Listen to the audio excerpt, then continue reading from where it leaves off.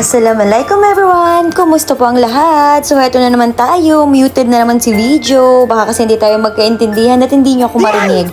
So andito na naman tayo sa voice over natin. So I hope panoorin nyo to. Yes po, totoo po ang chismis. Tax-free si Qatar at hindi lang sa pagkain. Okay, let's go inside. Papatagalin pa ba natin? Let's start sa vegetable section. Of course, sibuyas. Ang mahal nito dyan sa Pilipinas. And dito sa Qatar, there is different types of sibuyas. Merong from India, from Pakistan, or from Egypt. Iba-iba rin sila ng presyo. Merong 3.50, 3.25.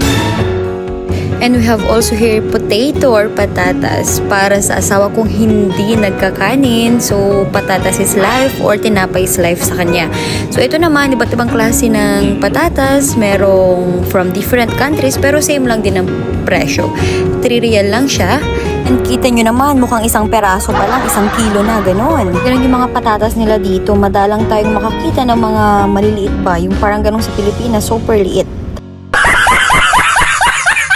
Next naman guys is cucumber or pipino. By the way guys, konting trivia. Makikita pala si lady's finger kung fresh siya or hindi sa pagputol ng pinakadulo niya. Kung pinutol mo siya at still crunchy, means fresh yun. Pag pinutol mo at hindi na siya crunchy, means matagal na yun.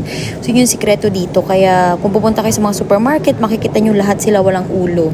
Kasi pinagpuputol ng mga tao para makita kung fresh or hindi. Ganon. So kita nyo naman guys, pinapakita ko yung mga pinagputulan na nila. Kasi nga, chinik nila kung fresh or hindi. Kumplito yung mga gulay dito pang pakbet. Kagaya nitong kalabasa, 'di ba? Per kilo siya, 7 kilo per. Meron din ditong talong. Grabe ang lalaki o pang malakas yung mga talong nila dito. Walang binatbat yung talong ng Pilipino. Charot! Iba't ibang klase ng dahon-dahon. May papaya din pala sila dito pero made in India.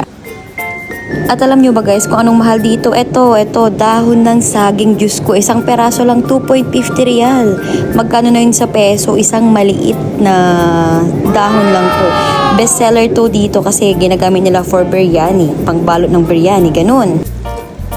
Meron pa silang isa pang klase ng pumpkin. Grabe, mas malaki pa kesa sa aking ulo. Ganun. Oh guys, meron din ditong leeg ng manok. Yun nga lang walang skin. So kabuto-buto na lang. At kung minsan may makikita ka rin ditong paa ng manok. Meron ding gizzard, may legs, of course, may wings, merong atay. Lahat ng part ng chicken meron din dito. Even skin. Meron nga luto ng skin fried skin na siya. Hindi lahat ng benta nila dito is fresh. Meron din po mga frozen. So ito lang tayo sa fresh section. Kaya fresh lahat ng nakikita nyo. So, dito naman yung mga frozen items nila. Hindi ko na iisa-isahin. Diyos ko, bukas na tayo matatapos nito. So, makikita nyo naman, nandito na lahat. Yung mga presyo, pwede nyo i-search online. Para silang din yan, depende kung nakasil. Ganun. So, ito naman, different types of fruits naman tayo. And ito yung mga nakapack. Pero, sa other side, meron naman yung per kilo. Parang sa Pilipinas lang din, sa palengke. Pinasyal lang dito kasi sa loob siya ng supermarket na may aircon. Ganun. So, guys, fast forward na natin itong mga chocolate dito. Kasi sobrang haba na ng video natin. So, gusto ko lang pakita sa inyo mga presyo ng chocolate dito para alam ninyo na hindi po siya mura. So pag may kamag-anak kayong nagbibigay sa inyo ng chocolate, be thankful kasi pinaghirapan nila yun. At despite na mahal, still naalala pa rin nila kayong bigyan. So ganoon, be thankful, at least naalala nila kayong bigyan. Ganoon. Anyway, pakita ko lang din pala sa inyo yung paborito kong tsokolate. Ito yung paborito ko, pero hindi ito yung paborito ng anak ko. So abangan nyo, babanggitin ko sa video na to, sa linyang to. Ito yung paborito kong tsokolate ni Ellie. Stop nyo na lang para sa presyo. Uulitin ko, ito yung pinaka-paborito niya. This is the price too. And guys, ito pala yung usually pinapadala ng mga OFW, sabon, toothpaste. Kung makikita nyo, medyo cheap nga. Pero it's not about the price. It's all the effort. Grabe, ang hirap kayo magbitbit nito sa airport. Tsaka pag uwi, hihingiin nyo lang o ibibigay lang sa inyo ng libre. O, diba? So, effort ng mga OFW, sana ma-appreciate ninyo. Yun, tignan yung mga presyo. So, itong mga ibang items na to, fast forward ko na, stop nyo na lang kung gusto nyo makita yung presyo nila. So, may mga gatas din dito, iba't ibang Filipino gatas. Meron ding iba't ibang klase ng sabon. And kung magtatanong kayo kung may sabon bang galing Pilipinas dito, meron po. Merong Tide, merong Ariel, meron ding Downy, at hindi lang yun. Ito pa yung mga Filipino brand na lagi nakasale, na medyo pricey siya compare sa local brand.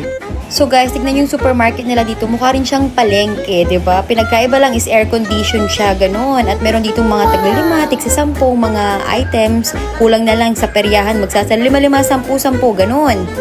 And meron din sila mga accessories and toys. And guys, meron din silang Yakult dito. Meron ding Copico Blanca na kape. Oh my God, 'di ba? Feels like you're in the Philippines only. Sana all. So, of course, meron din sila mga Filipino items dito. I-stop nyo na lang kung gusto nyo makita yung presyo. Papahuli pa ba ang Pilipinas? Of course not. So, ito rin pala yung mga available breads dito. Ito rin pala yung mga Arabic bread or also known as kubus. Only 1 real lang siya. Ang dami na, di ba? And ito naman yung paboritong bread ng asawa ko, di ba? Ang haba, ang sarap ipok sa ulo niya. Charot! Mura lang. Of course, hindi mawawala ang promotion of the week. Dito sa hilerang to, makikita nyo lahat ng mga nakapromo. So, for the last part, andito na tayo sa self-checkout counter. Yes, self-checkout. Yung tipong pwede mong hindi i-punch yung ibang items tapos umalis ka na lang pag di ka honest. Pero walang ganun, walang nagawa dito sa Qatar nun. Charot. And anyway, eto, yung asawa ko yung nagpa-punch, of course. Pagbayaran na, sa gilid-gilid na lang ako kasi ayoko magbayad. No? Charing. So, eto, siya na nga ang bahala dyan. Pinapak na yung mga gamit-gamit. And yun.